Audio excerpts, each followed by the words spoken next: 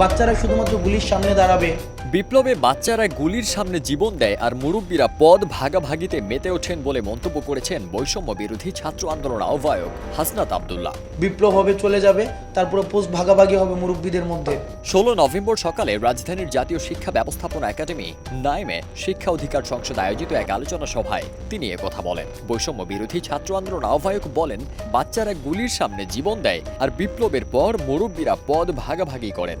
ছাত্র জনতার অভ্যুত্থানে প্রধানমন্ত্রীর পদ থেকে ক্ষমতাচ্যুত শেখ হাসিনার সামনে প্রতিটি প্রশ্নের বিনিময়ে বুদ্ধিজীবীরা সুবিধা নিতেন বলেও অভিযোগ করেন হাসনাত আব্দুল্লাহ। আমরা দেখতাম বুদ্ধিজীবীরা যখন প্রশ্ন করতেন, প্রত্যেকটা প্রশ্নের একটা বিনিময় মূল্য থাকতো। পাঠ্যপুস্তকে মুক্তিযুদ্ধ সহ জাতীয় অর্জনকে একজনের একক অবদান হিসেবে তুলে ধরার অপপ্রয়াস থেকে সরে আসার আহ্বান জানিয়ে তিনি বলেন, পাঠ্যপুস্তকে শেখ মুজিবুর রহমান ও তার পরিবারের অতিরঞ্জিত প্রশংসার ফলে তার প্রতি বিরক্তির উদ্রেক হয়েছে। হাসনাত আব্দুল্লাহ বলেন, তরুণরা শুধু ইতিহাসের পাঠক নয়, এবার তারা ইতিহাস সৃষ্টি করেছেন। তাই ইতিহাসে যার যে অবদান পাঠ্যপুস্তকে তা যথাযথভাবে তুলে ধরতে হবে। আমরা মুরব্বীদের উপরে ক্ষুব্ধ, আমাদেরকে ইউটিলাইজ করতে পারছি।